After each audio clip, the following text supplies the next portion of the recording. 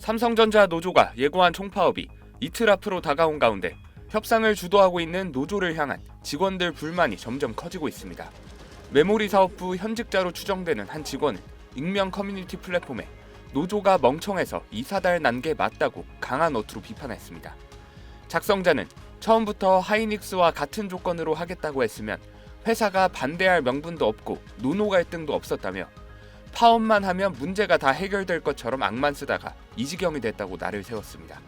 그러면서 멍청한 노조 전략 때문에 욕은 욕대로 먹고 돈은 돈대로 못 받게 됐다고 한탄했습니다. 해당 글의 댓글에선 노조 집행부를 잘못 뽑았다는 옹호 의견과 안 입고 오면 직접 위원장을 해보라는 반대 의견이 엇갈리는 등 직원 간 내분이 격화하는 모양새입니다. 이런 가운데 최승호 삼성그룹 초기업 노조 삼성전자 지부장이 비반도체 부문을 향해 못해먹겠다고 발언한 사실이 알려지면서 내홍은 더 커지고 있습니다. 노사교섭이 반도체 부문 직원의 성과급 위주로만 진행되자 스마트폰, 가전 등 완제품 부문 조합원 사이에서 홀대론이 커졌는데 노조위원장이 여기에 기름을 부은 겁니다. 최 위원장은 어제 사측과 중앙노동위원회에서 벌인 2차 사후조정회의 직후 노조 내부 소통방에 마무리되면 노조 분리 고민을 해보자, DX 솔직히 못해먹겠다는 내용의 글을 올린 걸로 전해집니다. 오늘 오전부터 삼성전자 노사는 정부 세종청사 중앙노동위원회에서 성과급 갈등을 둘러싼 마지막 협상을 진행하고 있습니다. 삼성전자 노조는 협상 부결 시 오는 21일부터 18일간 약 5만 명이 참여하는 총파업을 예고한 상태입니다. SBS 김지욱입니다.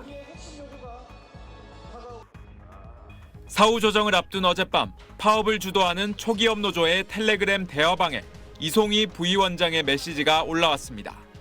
이 부위원장은 이번에 꺾이면 다시는 없다며 삼성전자는 우리가 그냥 없애버리는 게 맞다. 분사할 거면 하고 여기까지 끌고 온 우리가 책임진다고 썼습니다. 또 감옥 보내면 책도 좀 읽고 운동 좀 하고 오겠다며 원한다면 깡패가 되줘라며 거친 말을 쏟아내 논란이 됐습니다. 이 부위원장은 삼성전자 자체가 아니라 노조를 무시하는 잘못된 관행을 없애자는 취지였다고 해명한 것으로 전해졌습니다. 하지만 대화방에선 코스피 시원하게 빼보자, 이재명 대통령의 목표인 코스피 5천 달성하게 해드리자 등 초기업 노조 조합원들의 강경 발언이 이어지고 있습니다. 삼성전자 노조 간 갈등은 커지는 모양새입니다.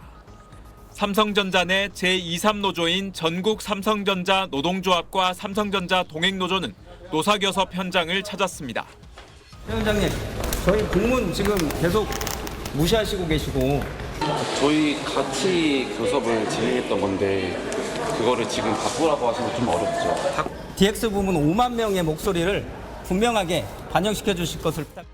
비반도체 부문 조합원들의 요구를 초기업 노조가 무시하고 있다는 겁니다. 반도체 성과급 위주로만 진행되다 보니까 DX의 직원들이 받아야 되는 이익들이 전혀 무시되고 있는 부분, DX 패싱이라고. 초기업 노조 내 비반도체 부문 소속 조합원들도 문제를 제기했습니다.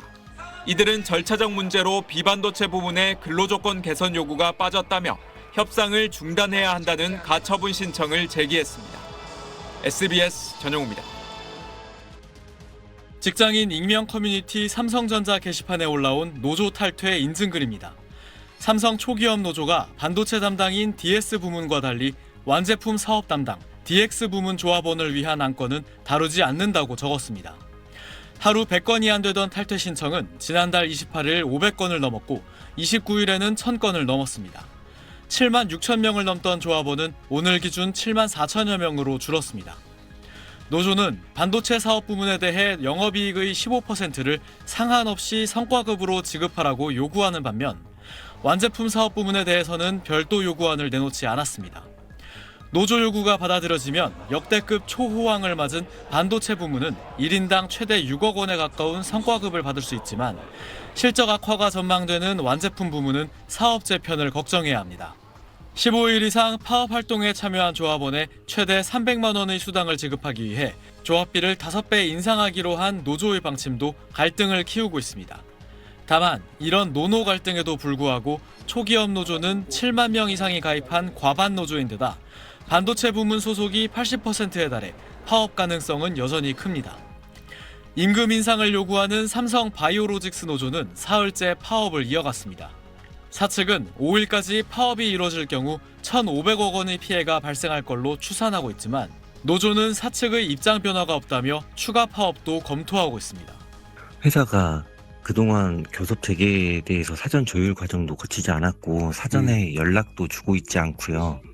삼성 바이오로직스 노사는 내일 오전 중부지방 고용노동청 중재로 추가 협상에 나섭니다. SBS 이태원입니다.